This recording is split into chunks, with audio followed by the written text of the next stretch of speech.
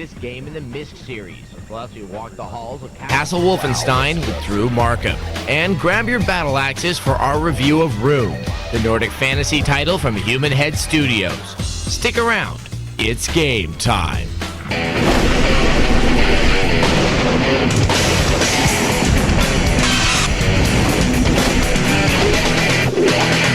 Hello and welcome to our show from Metreon in San Francisco. I'm Kate Botello. And I'm Adam Sessler. Now, when Myst came out in 1993, it was one of the first PC games to get mainstream appeal, due in no small part to it being one of the earliest CD-ROM games. Now, there was a sequel to Myst in 1997, Riven. They were both created by Cyan. Now there's a new developer, Presto, working on Myst 3 Exile.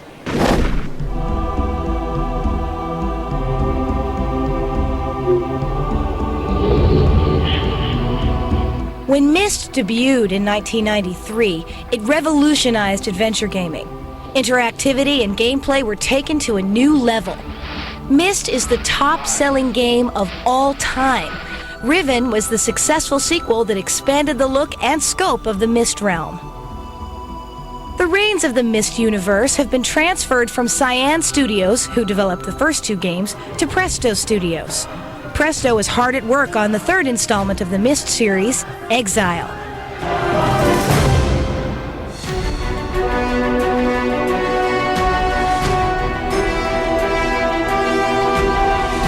It's the same basic puzzle setup which we had in Myst and Riven, and people are familiar with that. It's a very simple interface, almost lack of interface really. Sort of click around the world, wander around, stumble across a puzzle, have that as a challenge, let that take you on. It's so amazing being able to pan around in these worlds. While animations are playing, you can still look around, you can still pan around.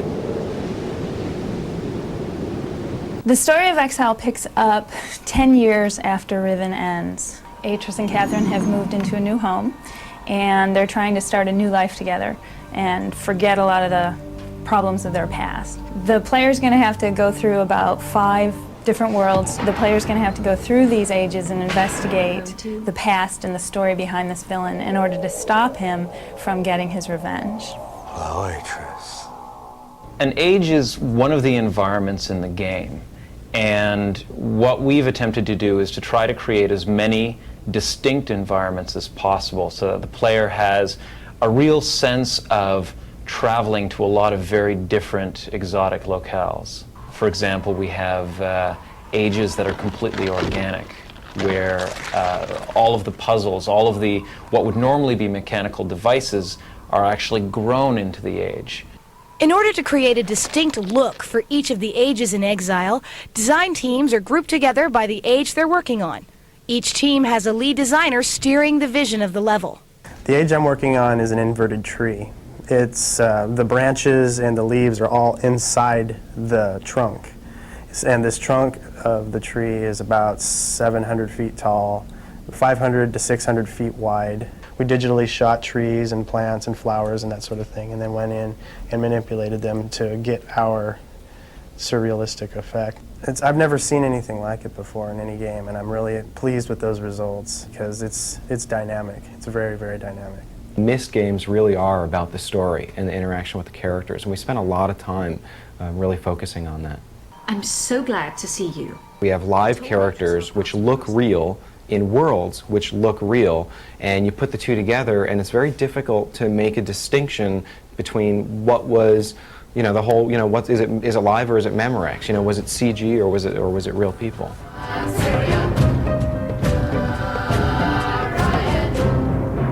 In addition to seeing characters and backgrounds, the player will also hear impressive new music composed for the game. Ambient music in Myst and Riven was groundbreaking. The main ways we tried to improve on it were to do an orchestral score for the cinematics and to maybe give a few other pieces of music to tell the player they had accomplished something major in the game. Now that the game is coming together, and every single person I show it to, when I see the smile on their face as they start to look at it, it balances out with this incredible sense of, oh yeah, I think we got it. I think they're really going to like this. Myst 3 Exile will be immersing players starting in April.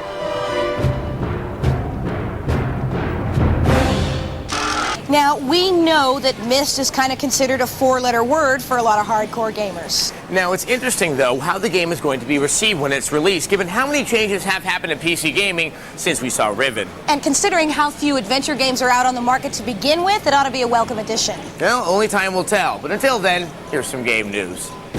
Epic Games has spoken about the possibility of an Xbox version of Unreal Tournament. Epic's Stephen Polge told a French website that the Xbox version of the game will have all new content, taking advantage of the technology being developed. Sega of America has announced the release of the Dreamcast broadband adapter.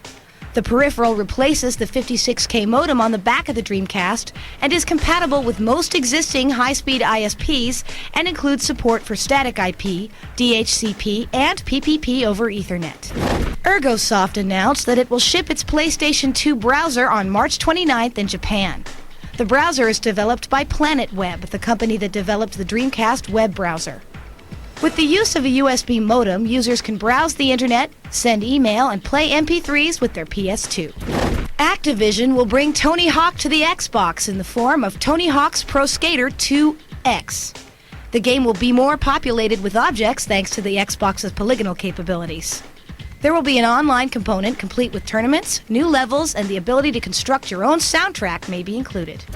If you want more coverage of the Xbox, make sure you visit our website, InsideTechTV.com. We've got Bill Gates' keynote from CES introducing the new system. As well as a full-length interview with Seamus Blackley, the Director of Advanced Technology at Microsoft. Not to mention the footage we have of both Munch's Odyssey and Malice.